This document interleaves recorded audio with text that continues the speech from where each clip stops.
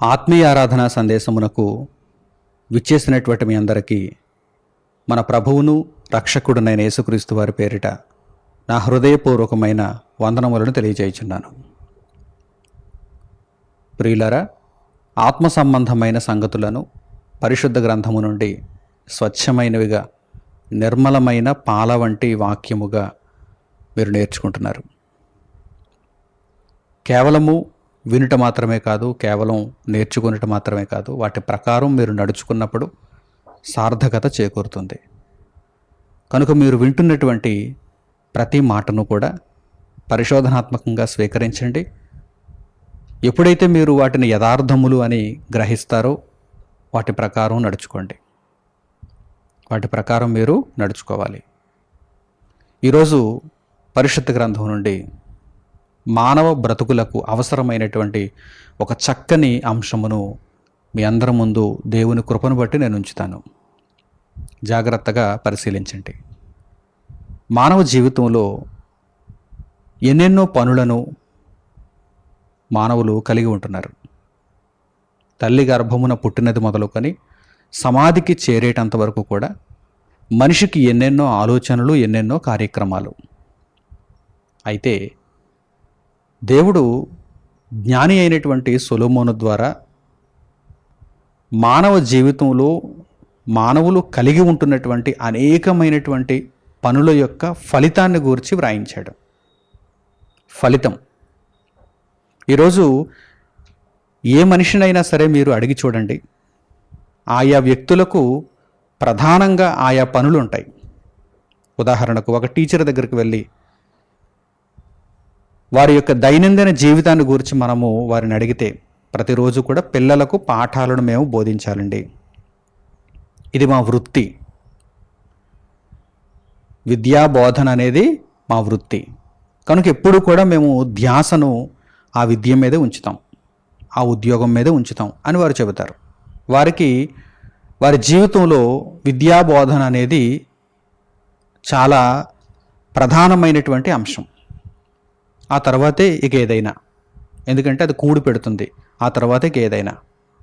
అలాగే ఒక పోలీస్ దగ్గరికి వెళ్ళి మీ జీవితంలో మీకు ప్రధానమైనటువంటి పని ఏమిటి అని అడిగితే, ఇదిగో పోలీస్ జాబ్, పోలీసు ఉద్యోగం, గవర్నమెంట్ వారు ఇచ్చినటువంటి పనిని, పోలీసు శాఖ ఇచ్చినటువంటి పనిని నేను చక్కగా ఎటువంటి లోపము లేకుండా నిర్వహిస్తాను, విధి నిర్వహణలో నేను ఎటువంటి లోపాలకు తావునివ్వకుండా నేను ఉద్యోగాన్ని పరిపూర్ణం చేసుకోవాలనుకుంటున్నాను అని పోలీసు చెబుతాడు. అలాగే ఒక వ్యాపారస్తుడు చక్కగా లాభాన్ని సంపాదించాలి, ఎటువంటి ఉత్పత్తులను నేను విక్రయించాలో ముందుగా తెలుసుకోవాలి, డిమాండ్ ఏ వస్తువులకు ఉంది ఆ వస్తువులు నేను తీసుకుని రావాలి, చక్కగా వ్యాపారం చేయాలి అని ఒక వ్యాపారస్తుడు. ఒక వైద్యుడు, రోగులందరూ నా దగ్గరకు రావాలి, నేను మంచి వైద్యం చేయాలి, తద్వారా లాభాన్ని సంపాదించుకోవాలి. దృష్టి అంతా ఇక వైద్యం మీదే, దృష్టి అంతా ఇక వైద్యం మీదే. అలాగే ఒక ఇంజనీర్ కావచ్చు, ఒక లాయర్ కావచ్చు, ఒక రాజకీయ నాయకుడు కావచ్చు, లేక ఇంటిలో ఉంటున్నటువంటి గృహిణీలు కావచ్చు, వీరందరూ కూడా ఆయా పనులను కలిగి ఉంటున్నారు. వారి జీవితాలలో అవి వారికి ప్రధానం. వారి జీవితాలలో ఆ పనులు వారికి ప్రధానం. అయితే దేవుని జ్ఞానమును బట్టి మానవుల యొక్క జీవితాలను చక్కగా మనము పరిశీలించినప్పుడు, జాగ్రత్తగా మనుషుల యొక్క జీవితాలు ఎలా ఉంటున్నాయి, వారు ఏ ఏ పనులను కలిగి ఉంటున్నారు, వీటి వలన వీరికి చివరికి దక్కేటువంటి ఫలితం ఏమిటి అని మనం ఆలోచన చేయగలిగితే, దేవుడు ఆ ఫలితాన్ని గురించి వ్రాయించాడు. ఆ ఫలితాన్ని గురించి వ్రాయించాడు. ఆ సంగతులను ఈరోజు మనము పరిశుద్ధ గ్రంథము నుండి ఆలోచన చేద్దాం. ఆ ఫలితం ఎలా ఉంటుందో దేవుడు వ్రాయించాడు, ఒక జ్ఞాని చేత వ్రాయించాడు. ఆ జ్ఞాని తనకున్నటువంటి అనుభవము చేత వ్రాసాడు ఆ మాటలు. ఏవేవో గాలి మాటలు అనుకోకండి. దేవుడు చెప్పే ప్రతి సంగతి కూడా అనుభవ జ్ఞానానికి సంబంధించినది. అంటే అనుభవంలో ఉంటుంది, అది యథార్థం, అది సత్యం. జ్ఞాని అయినటువంటి సొలొమోను ప్రసంగి గ్రంథాన్ని వ్రాస్తూ మానవులు అనేకమైనటువంటి పనులను కలిగి ఉంటున్నారు.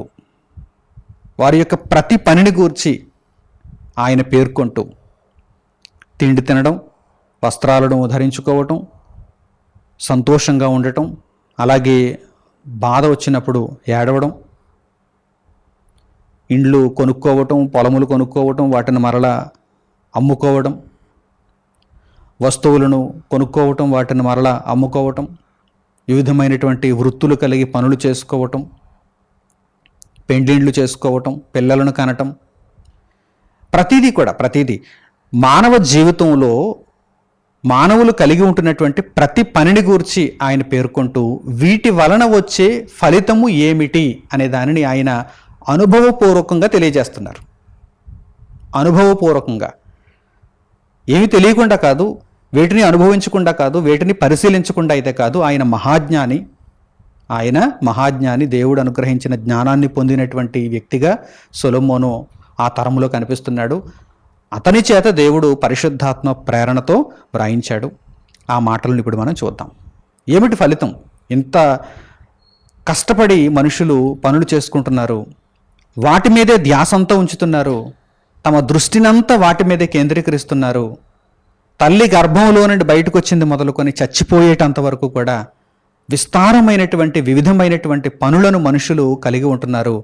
అసలు వీటి వలన ఆయా వ్యక్తులు పొందుచున్నటువంటి లాభము ఏమిటి, ఫలితము ఏమిటి అనే దానిని జ్ఞాని అయినటువంటి సొలొమోను ప్రసంగి గ్రంథంలో పొందుపరిచాడు. ఇప్పుడు మనం ఆ మాటలను చూద్దాం, జాగ్రత్తగా అర్థం చేసుకుందాం. ప్రసంగి గ్రంథము 1వ అధ్యాయము 1వ వాక్యము నుండి చూడండి. ప్రసంగి గ్రంథము 1వ అధ్యాయము 1వ వాక్యము నుండి. దావీదు కుమారుడును యెరూషలేములో రాజునై యుండిన ప్రసంగి పలికిన మాటలు. దావీదు కుమారుడు, యెరూషలేములో రాజు, యెరూషలేములో అతని కాలములో అతని తరములో అతడు రాజు. దావీదు తదనంతరం సొలొమోను రాజు. అలాగే అతడు దేవుని జ్ఞానమును కూడా పొందినవాడు.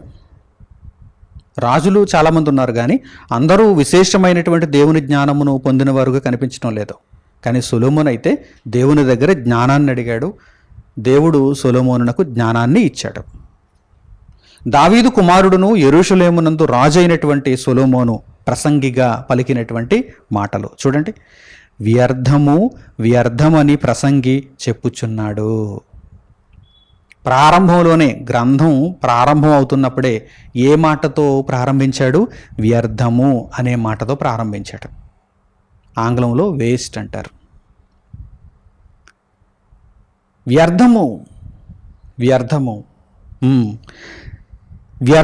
వ్యర్థమని ప్రసంగి చెప్పుచున్నాడు.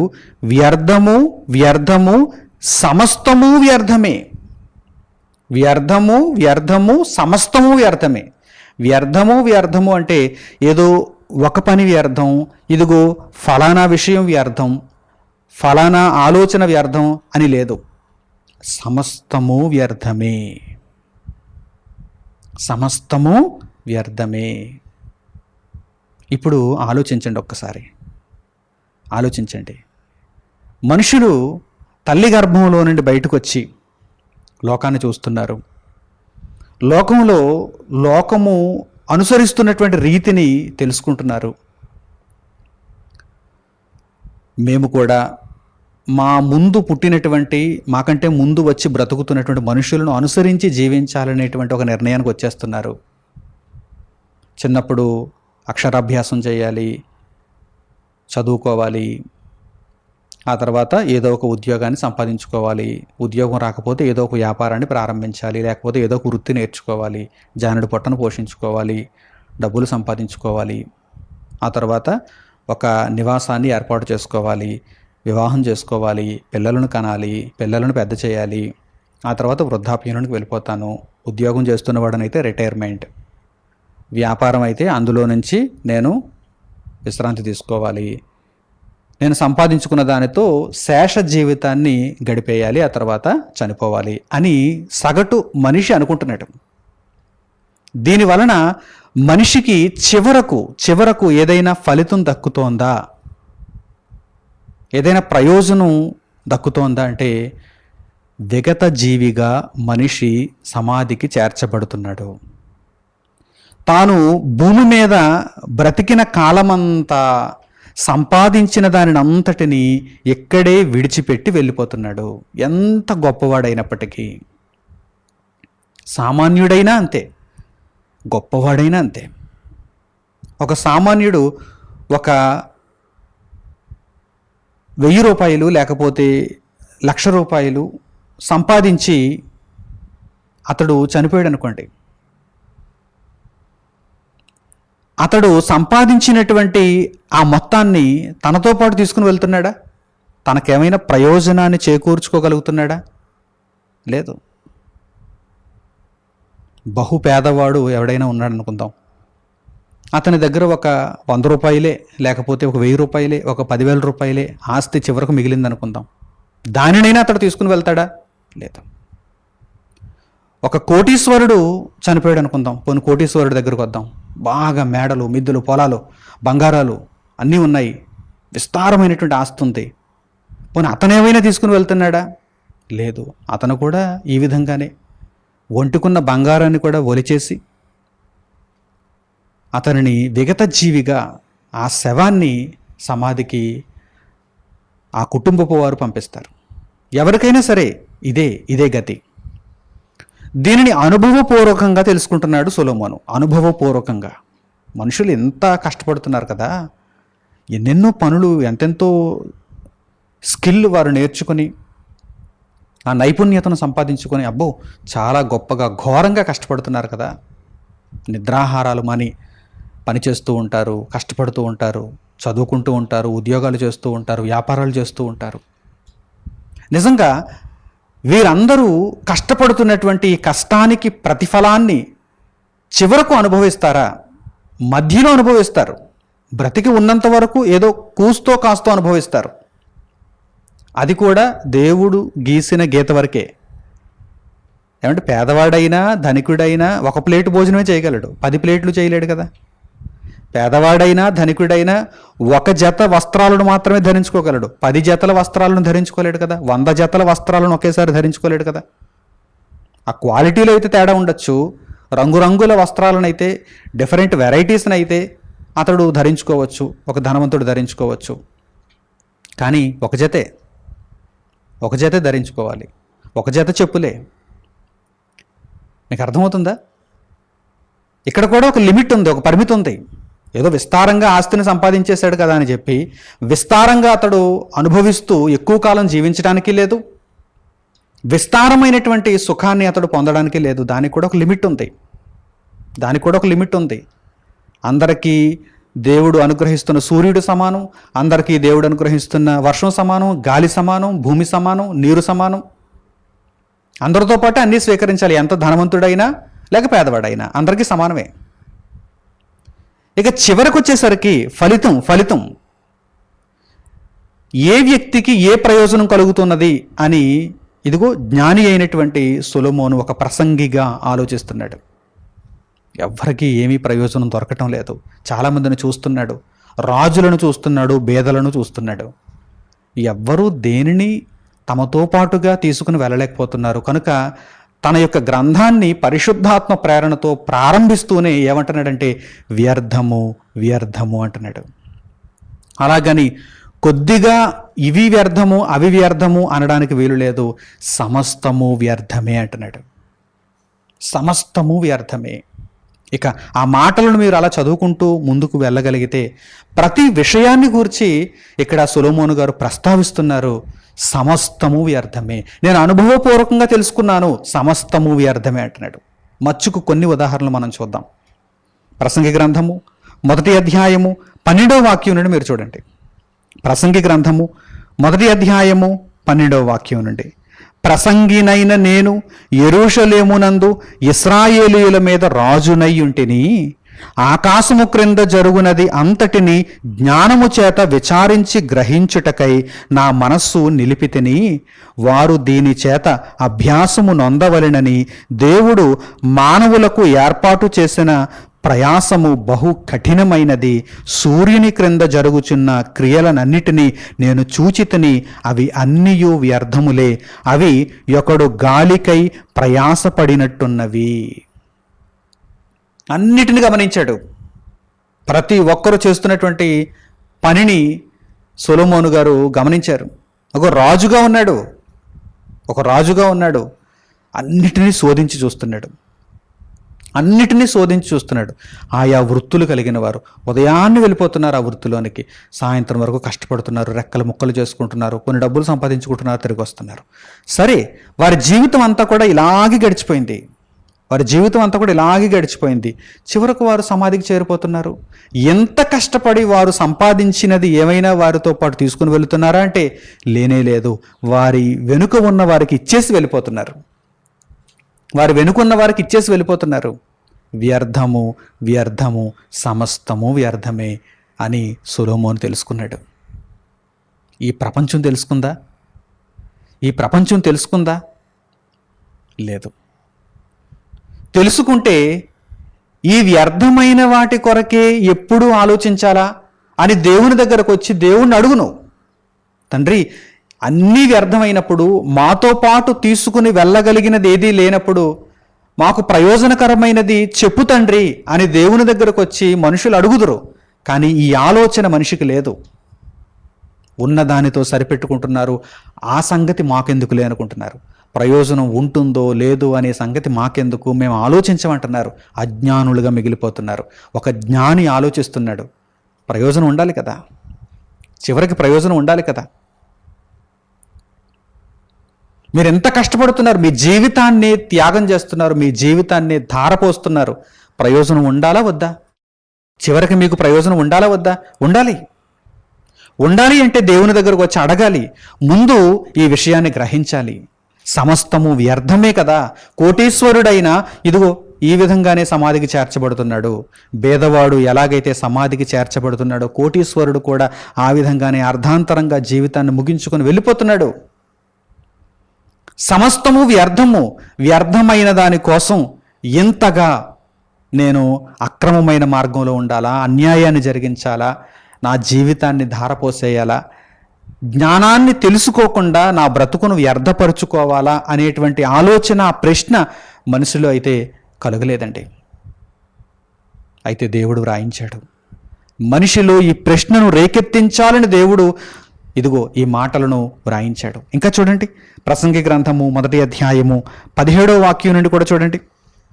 ప్రసంగి గ్రంథము 1వ అధ్యాయము 17వ వాక్యం నుండి, నా మనస్సు నిలిపి జ్ఞానాభ్యాసమును, వెర్రితనమును, మతిహీనతను తెలుసుకొనుటకు ప్రయత్నించి తిని. సాధారణంగా చాలామందికి ఈ విషయాల మీద అవగాహన ఉండదు, అలాగే ఆసక్తి ఉండదు. ఈ విషయాలను నేర్చుకోవడానికి ఆసక్తిని చూపించరు. ఎప్పుడైతే ఈ మాటలు మనం చెబుతున్నామో, సమస్తము వ్యర్థమే అనేటువంటి మాటను మనం ఎప్పుడైతే చెప్పామో వెంటనే వారు చెవి మూసుకుని వెళ్ళిపోతారు. నాకు అవసరం లేదు ఈ మాటలని. మనస్సు నిలపాలి, ఈ మాటల మీద మనస్సు నిలపాలి, జ్ఞానమును తెలుసుకోవటానికి ప్రయత్నం చేయాలి. ఇదిగో సొలొమోను గారు ఏమంటున్నారంటే, నా మనస్సు నిలిపి జ్ఞానాభ్యాసమును, వెర్రితనమును, మతిహీనతను తెలుసుకొనుటకు ప్రయత్నించితిని. అయితే ఇదియు గాలికై ప్రయాసపడుటయే అని తెలుసుకుంటుని. లోకములో మనుషుల యొక్క మనస్సులు చదువుదామని కూడా నేను నిర్ణయించుకున్నాను, సమయాన్ని వెచ్చించాను. కానీ ఇది కూడా వ్యర్థమే. గాలికై ప్రయాసపడినట్టే అంటే అర్థం ఏంటి? ఎందుకు ప్రయోజనం లేదు. గాలి కోసం ప్రయాసపడటం దేనికండి? మన చుట్టూ గాలి ఉన్నప్పుడు గాలి కోసం ప్రయాసపడుతున్నాడంటే వాడు అవివేకి, మూర్ఖుడని అర్థం. అంటే ప్రయోజనం లేని పని చేస్తున్నాడని అర్థం. ఇదిగో ఈ భూమి మీద మనుషులు కూడా అట్టి మాదిరిగానే ఉన్నారు. ప్రయోజనం లేనటువంటి పనులలో నిమగ్నమైపోయి ఉన్నారు. వారికి బ్రతుకు పరమార్థం తెలియటం లేదు. సమస్తము వ్యర్థమే. ఇంకా తర్వాత మాటలు కూడా చూడండి. విస్తారమైన జ్ఞానాభ్యాసము చేత విస్తారమైన దుఃఖము కలుగును, అధిక విద్య సంపాదించిన వానికి అధిక శోకము కలుగును. విస్తారమైన జ్ఞానాభ్యాసం చేసేద్దాం, అన్ని విషయాలను తెలిసేసుకుందాం, అన్ని శాస్త్రాలు తెలిసేసుకుందాం అని ఒకవేళ ఏమైనా అనుకుంటున్నారా?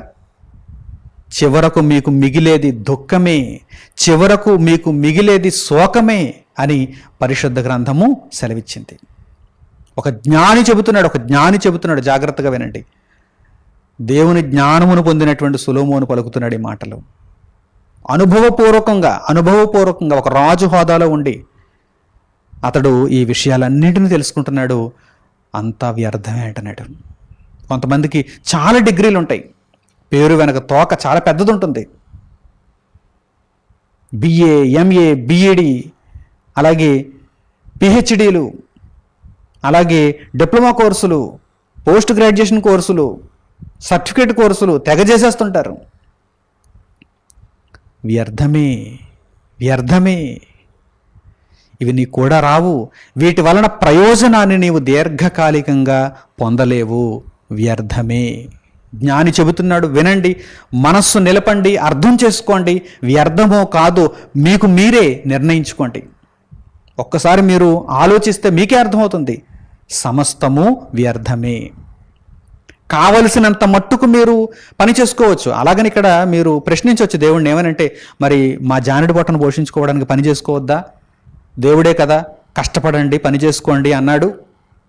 ఆదాము దగ్గర దేవుడు శాపాన్ని ఇచ్చేశాడు కదా, ఇదిగో నీ ముఖపు చెమట నేలకు తాకాలి, నీవు ఈ నేలను సేద్యపరచాలి, అప్పుడు నీకు భూమి పంటనిస్తుందని దేవుడే కదా చెప్పాడు. దేవుడేమైనా మా నోటి దగ్గరకు తీసుకొచ్చి అందిస్తాడా తిండిని? మేము కష్టపడాలి కదా, దేవుడే కదా కష్టపడమని చెప్పాడని అడగచ్చు. అవును, దేవుడు కష్టపడమన్నాడు. అయితే ఇదే మీ బ్రతుకు కాదు,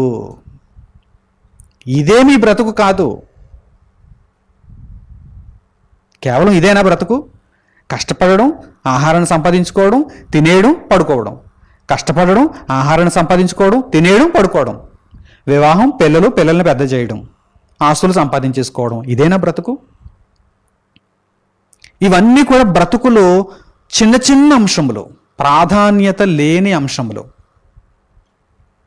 ఇవి చేసుకోవాలి, వీటి యందు మనం నడుచుకోవాలి. కానీ ఇవి అంతగా ప్రాధాన్యతను సంతరించుకోని సంగతులు. ఎందుకంటే వీటి వలన మనకు పూర్తి ప్రయోజనం చివరకు దక్కదు. తాత్కాలికంగా మనం బ్రతికి ఉండడానికి మాత్రమే ఈ పనులు మనకు ఫలితాన్ని ఇస్తాయి. అయితే చివరకు వచ్చేసరికి వ్యర్థమైపోతాయి. ఒక క్రొవ్వొత్తి కరిగినట్టుగా, క్రొవ్వొత్తి వెలుగుతున్నంతసేపు అది మనకు ఒక ఆకారంలో కనిపిస్తుంది. అది వెలుగునిస్తుంది, చివరికి అది కరిగిపోయి మాయమైపోతుంది. అలాగే మనం బ్రతికి ఉన్నంత కాలము ఈ పనులను మనం చేసుకోవడం వలన బ్రతుకులో ఇవి మనకు ఉపయోగపడుతున్నాయి, బ్రతికి ఉండడానికి ఇవి మనకు ఉపయోగపడుతున్నాయి. అయితే అర్థవంతమైనటువంటి జీవితము ఏమిటో దేవుణ్ణి అడిగి తెలుసుకోవాలి. ఇవైతే వ్యర్థమే, ఇవన్నీ కూడా చివరకు వ్యర్థమే. వీటి వలన ప్రయోజనం ఏమాత్రం మీరు మరణించిన తర్వాత మీకు దక్కదు. ఇవన్నీ కూడా బ్రతికుండగానే ఏదో కొద్దిగా ఉపయోగపడతాయి. అది కూడా దేవుడు గీసిన గీత లోపు, ఆ పరిమితి లోపు, ఆ పరిధి లోపు. విస్తారంగా అనుభవించేద్దామంటే కుదరదు.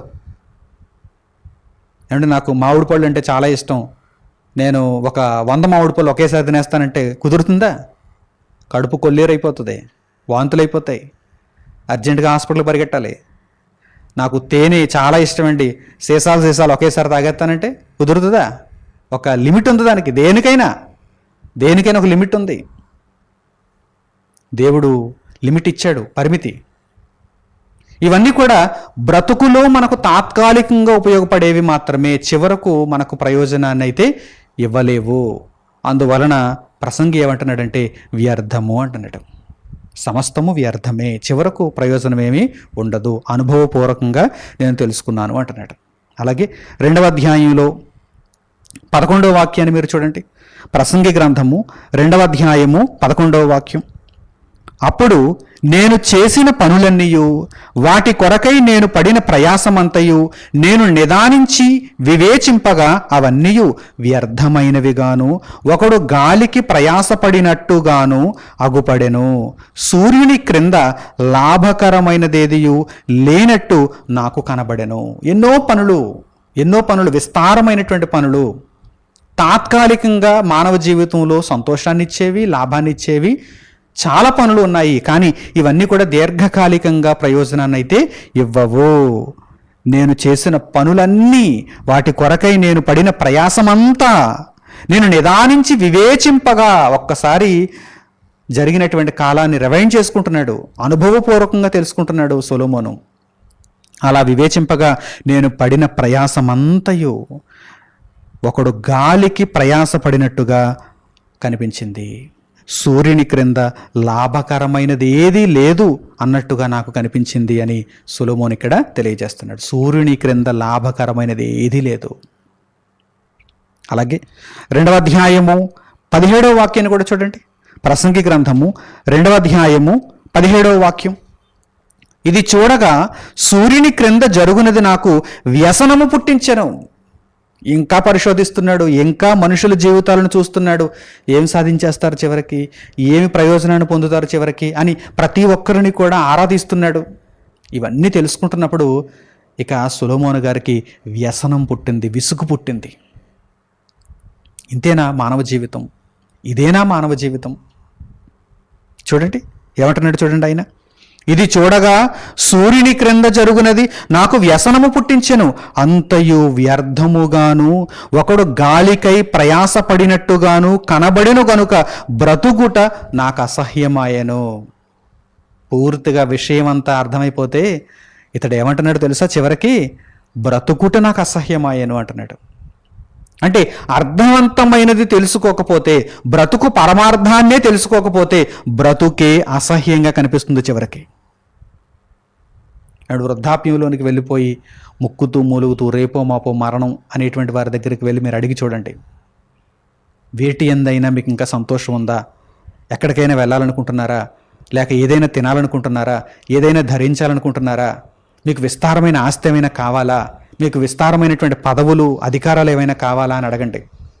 ఏం వద్దంటారు?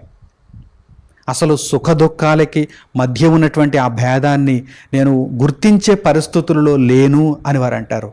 వారి బ్రతుకును ఒక్కసారి రివైండ్ చేసుకున్నప్పుడు వారికి ఏమనిపిస్తుందంటే, ఎందుకు ఇంత కష్టపడ్డాను నేను అనిపిస్తుంది. ఎందుకు నేను ఇంత కష్టపడ్డాను? ఈరోజు చాలా వేదనలో ఉన్నాను, చాలా బాధలో ఉన్నాను, నా జీవితం చివరకు నాకు మిగిల్చినది ఏమిటి అని వారు చాలా మదన పడుతూ ఉంటారండి. ఎందుకంటే వారికి జీవితంలో అవసరమైనది ఏమిటో తెలియలేదు, ప్రయోజనకరమైనది ఏమిటో తెలియలేదు. లోకము పోయినటువంటి రీతిని వారు వెళ్ళిపోయారు. సమస్తము వ్యర్థముగా కనిపించింది, సమస్తము వ్యర్థముగా కనిపించింది కనుక వారు బహు బాధ నొందుతూ ఉంటారు. అలాగని జీవితం వెనక్కి వెళ్ళదు. అలాగని ఇప్పుడు వారు ప్రయోజనకరమైన దానిని సంపాదించుకోవడానికి అవకాశము లేదు. వారు చాలా బాధపడుతూ ఉంటారు. ఇదిగో అటువంటి పరిస్థితుల్లోనే ఇక్కడ జ్ఞాని అయిన సొలొమోను గారు మాట్లాడుతున్నారు. బ్రతుకుట నాకు అసహ్యాన్ని పుట్టించింది అంటున్నారు. దేవుడు నాకు ఇచ్చిన బ్రతుకులో నాకు ఇక చివరకు అసహ్యం మిగిలింది. అలాగని ఇతడు దేనిని అనుభవించలేదు, సరిగ్గా జీవితాన్నే చూడలేదు అనుకుంటున్నారా? సొలొమోను గారు జీవితాన్ని చూచినట్టుగా ఇంకెవరు చూడలేదు. అంత గొప్పగా అతడు జీవితాన్ని అనుభవించాడు. చివరికి వచ్చేసరికి అంత వ్యర్థం అని తెలుసుకున్నాడు. ఆ విషయాన్ని తాను తన దగ్గరే దాచుకుంటే ప్రయోజనం ఉండదు కనుక ఆ విషయాన్ని అందరికీ చెప్పాలనుకుంటున్నాడు. మానవాళికి ఈ విషయాలు తెలియాలనుకుంటున్నాడు. అనుభవపూర్వకముగా ఈ జ్ఞానమును మానవాళికి అందిస్తున్నాడు. ఇదిగో మీరు అర్థం పర్థం లేకుండా మీ జీవితాన్ని కొనసాగించుకుంటే కనుక చివరికి ఇలాగే అయిపోతారు. బ్రతుకుటే అసహ్యము అనేటువంటి రీతిలోనికి వెళ్ళిపోతారు. జాగ్రత్త, బ్రతుకు పరమార్థాన్ని దేవుని దగ్గరకు వచ్చి తెలుసుకోండి అని సొలొమోను గారు సూచిస్తున్నారు. అలాగే 2వ అధ్యాయము 22వ వాక్యం నుండి కూడా చూడండి.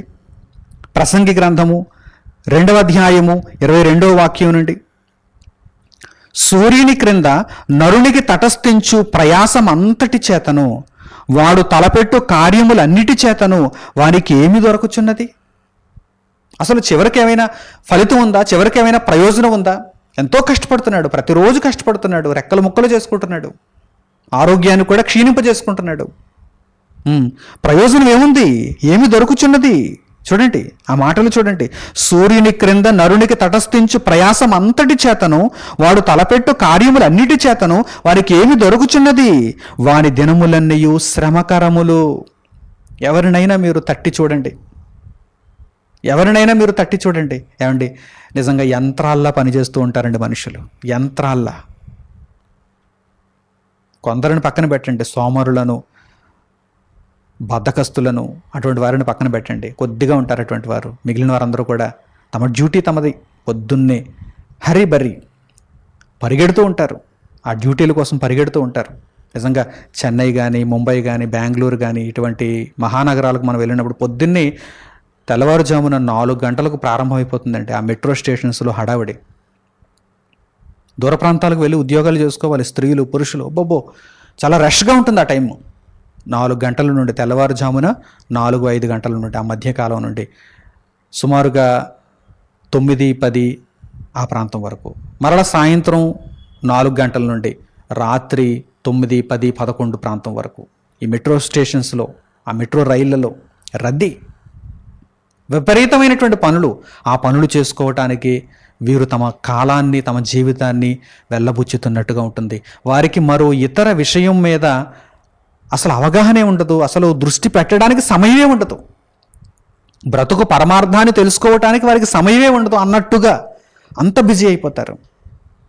శ్రమ, శ్రమ చూడండి, వ్రాయబడిన మాటలు చూడండి. వాని దినములన్నీ శ్రమకరములు, వాని పాట్లు వ్యసనకరములు. రాత్రి ఎందైనను వాని మనస్సునకు నెమ్మది దొరకదు, ఇదియు వ్యర్థమే. కనీసం రాత్రి వేళ సుఖంగా విశ్రాంతి తీసుకుంటున్నారా అంటే అప్పుడు కూడా వారికి నెమ్మది లేదు. ఎందుకండి బ్రతుకు? ఎందుకండి అటువంటి బ్రతుకు? కనీసం ప్రశాంతంగా నిద్రపోలేనటువంటి బ్రతుకు కూడా బ్రతుకేనా అని సొలొమోను గారు ఇక్కడ ప్రశ్నిస్తున్నారు. ఇది కూడా వ్యర్థమే, సమస్తం వ్యర్థమే, సమస్తం వ్యర్థమే. ఇందులో ఏది అనర్హమైనది లేదు, ప్రతిదీ కూడా వ్యర్థమే.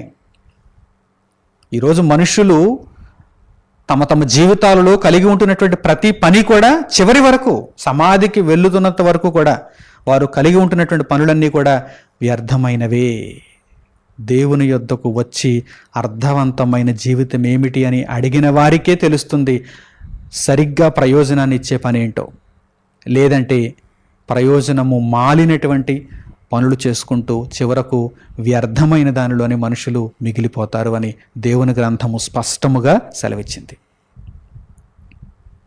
ఇక చివరికి వచ్చేసరికి ఈ విషయాలను గూర్చి వ్రాస్తూ వ్రాస్తూ వ్రాస్తూ తర్వాత మీరు ప్రసంగి గ్రంథాన్ని పూర్తిగా చదివితే ఇంకా మీకు లోతుగా వివరణాత్మకముగా ఈ సంగతులు అర్థమవుతాయి. సమయభావాన్ని బట్టి చివరికి వచ్చేసరికి ఆయన ఏమంటున్నాడో చూద్దాం. ప్రసంగి గ్రంథము 11వ అధ్యాయము 8వ వాక్యం నుండి మీరు చూడండి. ప్రసంగి గ్రంథము 11వ అధ్యాయము 8వ వాక్యం నుండి, ఒకడు చాలా సంవత్సరములు బ్రతికిన ఎడల చీకటి గల దినములు అనేకములు వచ్చునని ఎరిగియుండి తాను బ్రతుకు దినములన్నీ సంతోషముగా ఉండవలను, రాబోవునదంతయు వ్యర్థము. భూమి మీద ఉన్న మనుషులందరికీ చెబుతున్నాడు, అనుభవపూర్వకంగా జ్ఞాని అయిన సొలొమోను చెబుతున్నాడు. ఏమంటున్నాడు చూడండి. ఒకడు చాలా సంవత్సరములు బ్రతికిన ఎడల చీకటి గల దినములు అనేకములు వచ్చునని ఎరిగియుండి తాను బ్రతుకు దినములన్నీ సంతోషముగా ఉండవలను. కనీసం ఎక్కడైనా సంతోషంగా ఉండండి, రాబోవునదంతా చీకటే. మీరు ప్రయోజనాన్ని పొందనటువంటి జీవితంలో ఉండిపోయారు కనుక తాత్కాలికంగానైనా సంతోషాన్ని అనుభవించండి, ఇదే మీకు కలిగే లాభం అని సొలొమోను గారు ఇక్కడ చెబుతున్నారు. రాబోవునదంతా వ్యర్థమే. ఒకసారి ఫ్యూచర్ని గురించి మీరు ఆలోచన చేసుకుంటే ఇదే బ్రతుకులో ఉండి ఈ విధంగానే వ్యర్థమైన పనులలోనే మీరు ఉండిపోయి ఇదే జీవితం అనుకుంటూ లోకము ఏ మార్గంలో వెళుతోందో అదే మార్గంలో మీరు ఉండిపోయి మీ బ్రతుకును ఇలా కొనసాగించుకుంటే గనక రాబోవునది దాని గురించి మాత్రం మీరు ఇక మర్చిపోండి. అది చాలా భయంకరంగా ఉంటుంది. అది చీకటి కలిగినటువంటి జీవితం. రాబోవునదంతా వ్యర్థం. ఆ తర్వాత అంటున్నారు ఈయన, చూడండి ఆ తర్వాత మాటలు చూడండి. యవ్వనుడా నీ యవ్వనమందు సంతోషపడుము. అసలు మీకు ఇంకేమైనా ప్రయోజనం ఉంటుంది, మీకు ఏమైనా లాభం ఉంటుంది, సంతోషం ఉంటుంది అంటే తాత్కాలికంగా ఈ భూమి మీద ఈ జీవిత కాలంలో మాత్రమే ఉంటుంది. ఏదైనా ఒక ఆహార పదార్థాన్ని తినాలనుకుంటున్నావో తిని సంతోషపడు, అంతే. ఇక నీకు అంతకు మించి ప్రయోజనం అయితే దొరకదు. యవ్వనుడా నీ యవ్వనమందు సంతోషపడము, నీ యవ్వన కాలమందు నీ హృదయము సంతుష్టిగా ఉండనిమ్ము, నీ కోరిక చొప్పునను నీ దృష్టి యొక్క ఇష్టము చొప్పునను ప్రవర్తింపుము. అయితే వీటన్నిటిని బట్టి దేవుడు నిన్ను తీర్పులోనికి తెచ్చునని జ్ఞాపకముంచుకొనుము. అసలు విషయాన్ని చెప్పాలి కదా మరి. తాత్కాలికంగా మాత్రమే నీవు సంతోషాన్ని అనుభవించగలవు, తాత్కాలికంగా మాత్రమే నీవు ప్రయోజనాన్ని స్వీకరించగలవు. ఇదిగో ఈ వ్యర్థమైనటువంటి జీవితకాలం అంతటిలో నీవు దేవుని పరమార్థాన్ని తెలుసుకోకుండా బ్రతికితే నీవు ఇక్కడ మాత్రమే సంతోషాన్ని పొందగలవు. కానీ రాబోవునది మాత్రం చీకటి, రాబోవునది మాత్రం మాటలకు అందనటువంటి శ్రమే. దేవుడు నీవు బ్రతికిన బ్రతుకునంతటిని తీర్పులోనికి తీసుకుని వస్తాడు. అక్కడ ఆ బ్రతుకును నీ కళ్ళ ముందుంచి ఆయన నిన్ను గద్దిస్తాడు అని జ్ఞాని తెలియజేస్తున్నాడు. ఆ తర్వాత ఇంకేమంటున్నాడు చూడండి. లేత వయస్సును నడి ప్రాయమును గతించిపోవునవి గనుక నీ హృదయములో నుండి వ్యాకులమును తొలగించుకొనుము, నీ దేహమును చెరుపుదాని తొలగించుకొనుము. లేత వయస్సు గతించిపోతుంది. ఎప్పుడు నిత్య యవ్వనుడిగా ఉండిపోలేవు, నిత్య యవ్వనురాలుగా ఉండిపోలేవు. లేత వయస్సు గతించిపోతుంది, నడిప్రాయం కూడా గతించిపోతుంది. వృద్ధాప్యంలోనికి వెళ్ళిపోతాం. దేవుడు ఆయుష్ని ఇస్తే వృద్ధాప్యంలోనికి వెళ్ళిపోతాం. ఇవన్నీ కూడా గడిచిపోతాయి, గడిచిపోతాయి, గడిచిపోతాయి. ఎక్కువగా వెర్రవేగకు. తాత్కాలికంగా సంతోషాన్ని అనుభవిస్తున్నాను అని అక్కడతో సరిపెట్టుకో. భవిష్యత్తు మాత్రం చీకటే అని ఇక్కడ జ్ఞాని తెలియజేస్తున్నాడు. ఇప్పుడైనా సంతోషించు, ఎక్కడైనా సంతోషంగా ఉండు. ఏమండి, ఒక క్యాన్సర్ వంటి, ఎయిడ్స్ వంటి రోగాలు మనుషులను చుట్టుముట్టాయి అనుకోండి. ఆయా రోగుల దగ్గరికి వెళ్ళి డాక్టర్లు కావచ్చు, సన్నిహితులు కావచ్చు, ఏమని చెబుతారు? వారిని సంతోషంగా ఉంచడానికి ప్రయత్నం చేస్తారు, వారికి కావలసినవి ఇచ్చేయడానికి ప్రయత్నం చేస్తారు. ఉన్నన్నాళ్ళు కూడా వారు ఆనందంగా బ్రతకాలని కోరుకుంటారు. ఎందుకంటే త్వరలోనే వారు మరణిస్తారని వీరికి తెలుసు. డాక్టర్ ముందుగా చెప్పేశాడు అనుకోండి, మహా అయితే ఒక 2 నెలలు బ్రతుకుతాడు, మహా అయితే ఒక 3 నెలలు బ్రతుకుతాడు, మహా అయితే ఒక 5 నెలలు బ్రతుకుతాడు, మహా అయితే ఒక సంవత్సరం బ్రతుకుతాడు, ఈ లోపు జాగ్రత్తగా చూసుకోండి అమ్మా అని సన్నిహితులకి చెప్పేశాడు అనుకోండి డాక్టర్. ఇంకా అది ఫైనల్ అన్నమాట. ఆ రోగికి తెలిసిపోతుంది, రోగితో పాటు ఉన్నటువంటి బంధువులు కూడా తెలిసిపోతుంది. ఇక ధనాన్ని ఖర్చు చేసినా వృధా అని వారికి అర్థమైపోతుంది. అప్పుడు ఏం చేస్తారంటే ఉన్నన్నాళ్ళు సంతోషంగా ఉంచడానికి ప్రయత్నం చేస్తారు. ఇక ఏ హద్దు ఉండదు, ఏ పరిధి ఉండదు. నీకేమి ఇష్టం చెప్పు, తీసుకొచ్చేస్తాం, నీకు ఇచ్చేస్తాం, వాటిని నీవు తీసుకో. ఏ ఆహార పదార్థం నీకు ఇష్టం, ఏ వస్త్రం నీకు ఇష్టం, ఏ ప్రదేశాన్ని చూడాలని నీవు తహతహలాడుతున్నావు. ఎలాగో చచ్చిపోతావు కదా, కొద్ది కాలంలో నువ్వు చచ్చిపోతావు కదా. ఈ చచ్చిపోక ముందు సంతోషంగా ఉండు, సుఖంగా ఉండు అని అంటారు కదా. ఇదిగో సొలొమోను గారు కూడా అలాగే అంటున్నారు. మానవ జీవితాలను సొలొమోను గారు ఆ విధంగానే చూపిస్తున్నారు. ఇదిగో మీరు ఎలాగో నిత్య నాశనానికి వెళ్ళిపోబోతున్నారు, రాబోవున్నది చీకటి, మీ బ్రతుకేమైనా అర్థవంతంగా ఉందా మీకు నిత్యత్వం అని వేయడానికి? దేవుడు మిమ్మల్ని పరలోకంలో ప్రవేశింప చేయటానికి మీ బ్రతుకేమైనా దేవుని చిత్తానుసారంగా నడిచిందా? వ్యర్థమైన దాని యందు మీరు నడుచుకున్నారు. లోకంలో మిగిలిన వారిని చూచి ఇదిగో నేను కూడా అందరి వలె వారి వెనకే పరుగు తీయాలి అని అనుకున్నారు. సమస్తము వ్యర్థము, వ్యర్థము, వ్యర్థము అని దేవుని గ్రంథము ఘోషించిన మీరు పట్టించుకోలేదు కనుక ఇదిగో తాత్కాలికమైన ప్రయోజనాన్ని పొందుతున్నారు. సంతోషంగా ఉండండి బిడ్డలారా అని ఇదిగో సొలొమోను గారు చెబుతున్నారు. మరి ఇలా చెబితే ఎలాగండి? మేము నిత్యత్వానికి వెళ్ళాలి, పరలోకంలో మేము ప్రవేశించాలి. ఇప్పుడు మాకు అర్థమైంది, లోకము వెళుతున్నటువంటి మార్గములో కాదు, మేము సరైన మార్గంలో వెళ్ళాలి, దేవుని చిత్తానుసారంగా నడుచుకోవాలి, నీతిమంతులందరూ ఎలా బ్రతికారో అలా బ్రతకాలనుకుంటున్నాం అని ఒకవేళ ఇప్పుడు మీకు ఆ ఆలోచన పుడితే మీరు సరిగ్గా చక్కని విధానంలోనికి వస్తున్నట్టు. రాబోవు ఉగ్రతను తప్పించుకొనుటకు మీకు బుద్ధి చెప్పిన వాడెవడు అని బాప్తిస్మం ఇచ్చి యోహాను అరణ్యంలో కేకలు వేస్తున్నారు. రాబోవు ఉగ్రత మనుషులందరి కొరకు నిత్యత్వమో లేక నిత్య ఆనందమో ఎదురు చూడటం లేదు, ఉగ్రత ఎదురు చూస్తోంది. బుద్ధిని తెచ్చుకోండి. వ్యర్థమైన వాటి యందు నిరంతర ప్రయత్నాలు చేయకండి, అవి కేవలం జానెడు పొట్టను పోషించుకోవడానికే. ఒక 5 అడుగుల 6 అడుగుల దేహాన్ని కప్పుకోవడానికి. వీటి కొరకు నిరంతరం ఎంత ఘోరంగా మీరు ఆలోచించవలసినటువంటి పనే ఉంది. ఎవడు చెప్పాడు మీకు? అంత అవసరమా? అంత అవసరమా? మీ జీవితానికి సరిపోయే దానిని మీరు సంపాదించుకోండి, కాదని లేదు. పిల్లలకు తరతరాలకు కావలసిన దానిని సంపాదించుకోవటానికి ఈరోజు మీరు పరుగు పెడుతున్నారే, చాలా అవివేకపు ప్రవర్తనలో ఉన్నారు, చూసుకోండి. జానుడి పొట్టను పోషించుకోవడానికైతే ఎంత కష్టపడవలసిన అవసరం లేదు. జానుడి పొట్టను పోషించుకోవడానికి ఎంత కష్టపడవలసిన అవసరం లేదు. అది కేవలం జీవితంలో ఒక భాగం మాత్రమే. ఈ జానుడి పొట్టకు ఆహారాన్ని ఇవ్వడం అనేది జీవితంలో ఒక భాగం మాత్రమే. ఈ దేహానికి వస్త్రాన్ని సంపాదించుకోవడం అనేది జీవితంలో ఒక భాగం మాత్రమే. మన చేతులతో కష్టపడి ఆ కష్టార్జితాన్ని అనుభవించవచ్చు. అయితే ఇది కేవలం ఒక భాగం మాత్రమే. మరి అసలైనటువంటి పరమార్థం ఏంటి? మనము దేవుని చిత్తానుసారంగా జీవించాలి, దేవుని పనులను నెరవేర్చుకోవాలి, దేవుడు మన నిమిత్తము ఆశించిన సత్క్రియలను పూర్తి చేసుకోవాలి. అది అసలైన బ్రతుకు పరమార్థం. మన పాపములను యేసుక్రీస్తు ప్రభువు ఎదుట ఒప్పుకోవాలి, ఆయన నామమున బాప్తిస్మమును పొందాలి, ఆయన రాజ్యములో చేర్చబడాలి, ఆయన చెప్పిన క్రియలు చేయాలి. ఇందు నిమిత్తం మనం వచ్చాం. అసలైన పనిని ప్రక్కన పెట్టి చాలా చులకని పనులను, తేలికైన పనులను, చివరకు ప్రయోజనాన్ని అసలు ఏమాత్రం ఇవ్వనటువంటి పనులను గొప్పవిగా చూస్తున్నారంటే మోసపోతున్నారా లేదా చెప్పండి? అందుచేతనే ఒక గ్రంథం ఘోషిస్తోంది, ఇదిగో సమస్తము వ్యర్థము. ఎక్కువగా పాటుపడకండి. అనుభవంతో చెబుతున్నాడు సొలొమోను, అనుభవంతో చెబుతున్నాడు. ఇప్పుడు మీరు దేవుణ్ణి అడగగలిగితే, తండ్రి, లోకము వెళ్ళినటువంటి మార్గంలో కాదు, మేము నీవు సూచించిన మార్గంలో వెళ్ళాలనుకుంటున్నాం, ఏం చేయమంటావో చెప్పు అంటే, ఇదిగో దేవుడు తెలియజేస్తున్నాడు, యేసుక్రీస్తు ప్రభువు మార్గంలో మీరు నడుచుకోవాలి. ప్రభువు మార్గంలో నడుచుకునేవాడు బ్రతకటం లేదంటే బ్రతుకుతున్నాడు. నేను బ్రతకటం లేదా?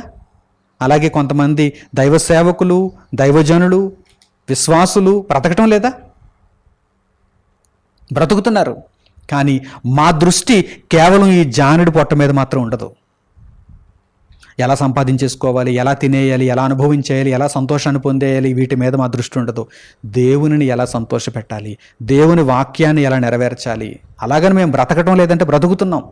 మీ వలె మేము బ్రతుకుతున్నాం, లోకమందు ఉన్నటువంటి మిగిలిన జనుల వలె మేము కూడా బ్రతుకుతున్నాం. కానీ మాది ఉన్నతమైనటువంటి బ్రతుకు అని చెప్పుకోవటానికి దేవుని కృపను బట్టి సంతోషిస్తున్నాం. మీరందరూ కూడా అటువంటి బ్రతుకులోనికి రావాలని కోరుకుంటున్నాం. యేసుక్రీస్తు ప్రభువారు పలికినటువంటి అద్భుతమైన మాటలను ఇప్పుడు జ్ఞాపకం చేసుకుందాం. మార్కు సువార్త 8వ అధ్యాయము 36వ వాక్యాన్ని చూడండి. ఈ విషయమై ప్రభువారు ఏమంటున్నారో మీరు చూడండి. మార్కు సువార్త 8వ అధ్యాయము 36వ వాక్యం. ఒకడు సర్వలోకమును సంపాదించుకొని తన ప్రాణమును పోగొట్టుకొనుట వానికి ఏమి ప్రయోజనము? సర్వలోకాన్ని సంపాదించేసుకున్నా నీ ప్రాణాన్ని పోగొట్టుకొని వెళ్ళిపోతే నీకేం ప్రయోజనాన్ని ఏం పొందావు? సమస్తం వ్యర్థం. సర్వలోకమును నీవు సంపాదించుకున్న వ్యర్థమే అన్నారంటే ఆయన, ఇక మీరు ఆలోచన చేయండి. సొలొమోను కంటే గొప్పవాడు తెలియజేస్తున్నాడు, సొలొమోను కంటే జ్ఞానవంతుడు తెలియజేస్తున్నాడు. చూడండి మాటలు. ఒకడు సర్వలోకమును సంపాదించుకొని వాని ప్రాణాన్ని పోగొట్టుకుంటే వానికి ఏమి ప్రయోజనము? సమస్తము వ్యర్థమే, ఒక్కటి తప్ప. ఆ ఒక్కటేంటో తెలుసా? దేవుని కొరకైన బ్రతుకు. సమస్తము వ్యర్థమే. ఈ లోకంలో మీరు దేనిని గూర్చి నా ముందుకు తీసుకుని వచ్చిన వ్యర్థమని చెబుతాను దేవుని వాక్యాన్ని బట్టి. కానీ ఒక్కటి మాత్రమే అర్థవంతమైనది. అదేంటో తెలుసా? దేవుని కొరకైన బ్రతుకు. అందుచేతనే యేసుక్రీస్తు ప్రభువు బోధ చేస్తున్నప్పుడు ఆయన మాటలు వింటున్నటువంటి వారు వారి వలలు విడిచిపెట్టి వచ్చేస్తున్నారు, వారి వృత్తులు విడిచిపెట్టి వచ్చేస్తున్నారు, వారి పనులు విడిచిపెట్టి వచ్చేస్తున్నారు. ఎందుకంటే నిత్య జీవపు మాటలు కలిగిన వాడు ఆయన, నిత్య జీవపు మాటలు కలిగిన వాడు. ఈయనను విడిచి మనం వెళ్ళిపోకూడదు. లోకమంతా వెళుతున్నటువంటి త్రోవలో మనం వెళ్ళకూడదు. ఇదిగో దేవుని త్రోవలో మనం వెళ్ళాలని మంచి మంచి నిర్ణయాలు వారు ఆనాడు తీసుకున్నారు. నేడు మనము కూడా ఆ నిర్ణయాలనే తీసుకోవాలి. దేవుని కొరకు బ్రతకాలి. అలాగని మనకు జానుడి పొట్ట నిండని పరిస్థితి ఏమి ఉండదండి. అన్న వస్త్రములు కలిగిన వారముగా మనం తృప్తి కలిగే ఉంటాం. దేవుడు మనకు సహాయంగా ఉంటాడు. ఎంత ప్రకృతిని, ఎంత సృష్టిని మన ముందు ఉంచినవాడు. ఏమంటే భూమి మీద ఒక కొద్ది కాలము మన ఆకలి తీర్చలేడా, మనకు వస్త్రాన్ని ఇవ్వలేడా? అవిశ్వాసంతో మనం ఉండకూడదు, విశ్వాసంతోనే ఉండాలి. ఆయన మన ప్రాపకుడు, ఆయన మన తండ్రి. అడుగక మునిపే మన అవసరాలను తీర్చే గొప్పవాడు ఆయన, మన రాజు, మన అధిపతి ఆయన. మనం ఆయన మీద ఆధారపడుతూ ఆయన చిత్తాన్ని నెరవేర్చడానికి మనం ముందుకు కొనసాగలిగితే ఎంతో ధన్యులు అయిపోతామండి. సర్వలోకాన్ని సంపాదించుకొని ప్రాణాన్ని పోగొట్టుకొని మీరు అప్రయోజనమైనటువంటి బ్రతుకులో ఉండొద్దు. నిత్యత్వాన్ని సంపాదించుకోవటానికి సర్వలోకాన్ని విడిచిపెట్టండి, సర్వలోకాన్ని త్యజించండి. దేవుని మార్గంలో నడుచుకోండి, దేవుని కొరకు బ్రతకండి, దేవుని కార్యములను పూర్తి చేసుకోవడానికి ఆలోచన చేయండి. ప్రయోజనాన్ని ఇచ్చే పనులలో ఉండండి, మీ ఆత్మకు ప్రయోజనాన్ని ఇచ్చే పనులలో ఉండండి. ఎందుకంటే మిగిలినవన్నీ కూడా వ్యర్థమే.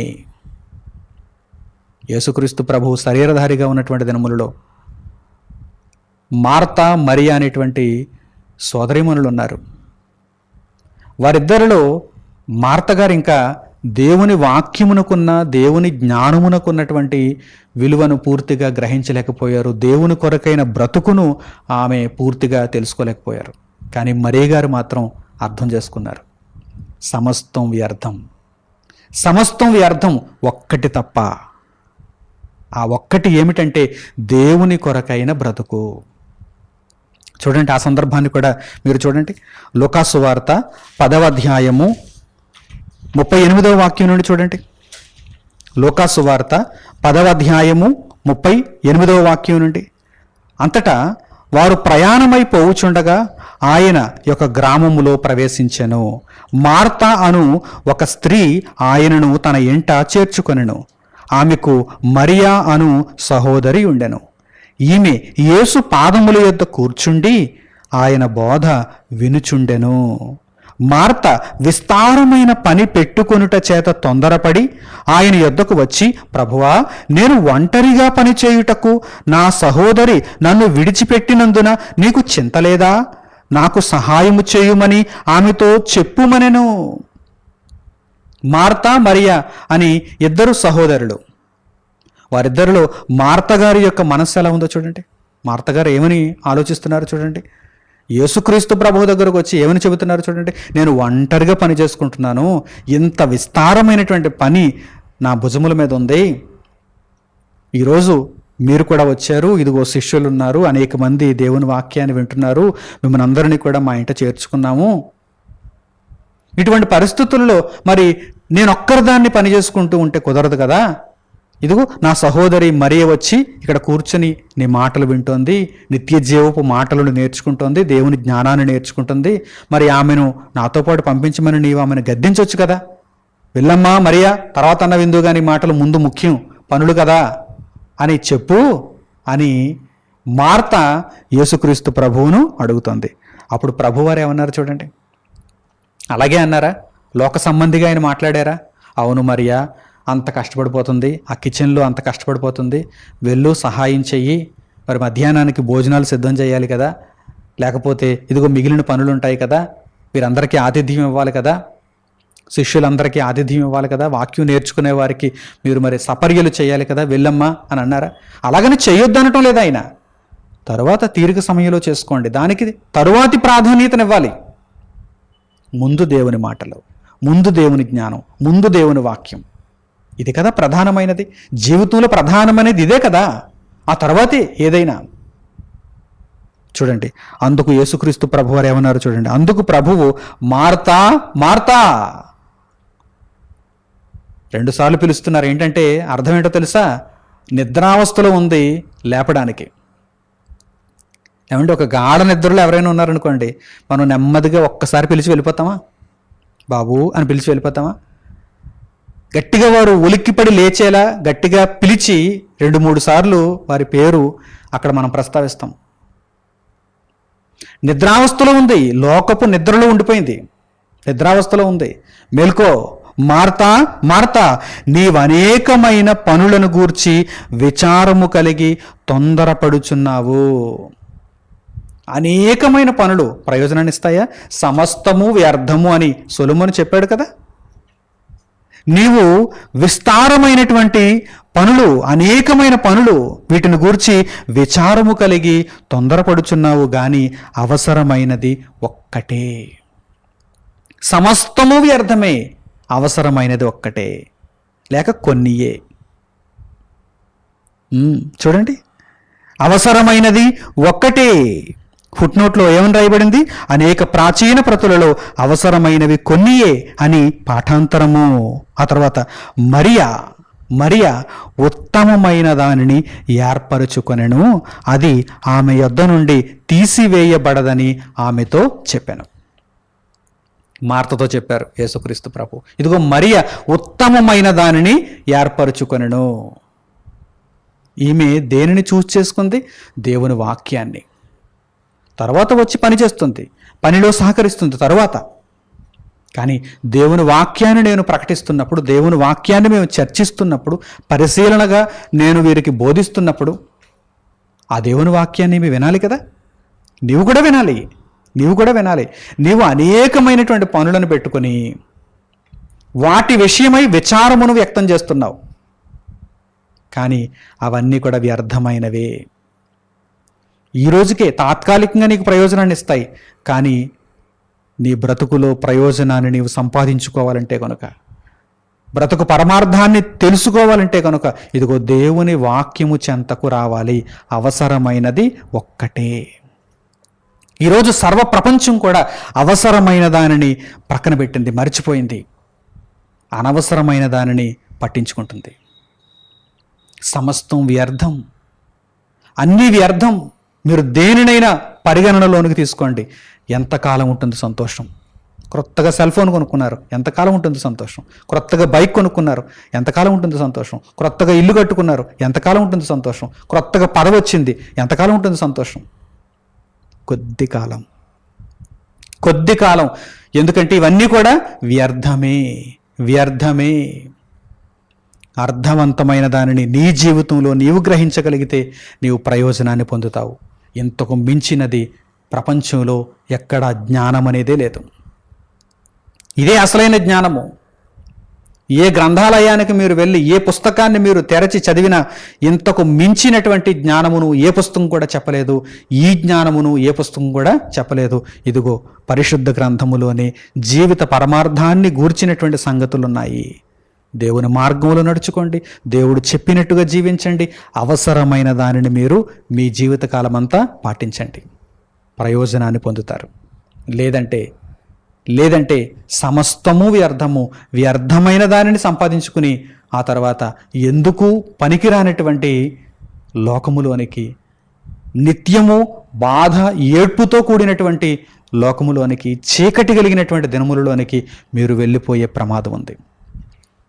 కనుక నా ప్రియులైనటువంటి సహోదరి సహోదరులారా, మీరందరూ కూడా ఆ నిత్య నరకాగ్నిని, ఆ చీకటిని తప్పించుకోవటానికి ఇప్పుడే మేల్కొన్న వారై అవసరమైన దాని యందు దృష్టి పెట్టి, దేవుడు మీ బ్రతుకులో మీ యందు కోరుకుంటున్న దానిని మీరు వాక్యము ద్వారా గ్రహిస్తూ దేవుని చిత్తమును నెరవేర్చే విధానంలో యేసుక్రీస్తు ప్రభువు మార్గంలో మీరందరూ నడుచుకుంటారని, నిత్యత్వాన్ని సంపాదించుకోవటానికి ఇక మీదట మీరు దృష్టి కలిగి ఉంటారని హృదయపూర్వకంగా కోరుకుంటూ ఈ సందేశమును ఇంతటితో నేను ముగిస్తున్నాను.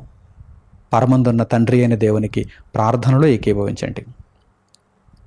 పరిశుద్ధుడును మా కన్న తండ్రి అయిన దేవ, ఈ సమయమందు మీరు మాకు అనుగ్రహించిన ఉన్నతమైనటువంటి పాఠ్యాంశమును బట్టి మా హృదయపూర్వకమైన కృతజ్ఞతాస్తుతులను మీకు తెలియజేస్తున్నాము. నాయనా, మీ మాటలను మీరు చెప్పినట్టుగా, మీరు అనుగ్రహించినట్టుగా మీ బిడ్డలకు తెలియజేశాను తండ్రి. విని స్వీకరించి వాటి ప్రకారము నడుచుకుంటే వారు ధన్యులవుతారు. లోకము వెళ్ళినటువంటి మార్గములో, లోకము పోతున్నటువంటి రీతిలో తండ్రి మీ బిడ్డలు వెళ్లకుండా మీరు ఆశించిన రీతిలో వారు నడుచుకోవటానికి వారి యొక్క హృదయములు తెరువబడి నిమిత్తము ఈ వాక్యమును తండ్రి వారికి అనుగ్రహించండి. వారి మనోనేత్రములు తెరుచుకొని మీ చిత్తానుసారముగా ఇక మీదట బ్రతికి ప్రయోజనము కలిగినటువంటి బ్రతుకునేవారు కొనసాగించుకుంటూ జీవిత పరమార్థాన్ని ఎరిగిన వారై యేసుక్రీస్తు ప్రభువు మార్గములో వారు విరాజిల్లగలుగుటకు వారికి సహాయమునివ్వండి. మంచి నిర్ణయాలు తీసుకున్న ప్రతి ఒక్కరూ తండ్రి నిత్య జీవార్థమైనటువంటి ఫలితమును చూచినట్లుగా తండ్రి వారి బ్రతుకులను మీ మార్గములో కొనసాగించుకొనుటకు వారిని అందరినీ దీవించండి నాయన. ఇంత గొప్ప జ్ఞానమును, ఇంత గొప్ప బ్రతుకును మీరు మాకు మీ గ్రంథము ద్వారా, మీ మాటల ద్వారా పరిచయం చేసినందుకు, మమ్మల్ని మీ మార్గంలో ఉంచుతున్నందుకు మిమ్మల్ని స్తుతించుచు ఘనపరచుచు మా ప్రార్థన మనవులన్నింటినీ మా ప్రభువును మా రక్షకుడునైన యేసుక్రీస్తు వారి పేరిట మిమ్మల్ని వేడుకొనిచున్నాము తండ్రి. ఆమేన్. అందరికీ వందనములు. సెలవు.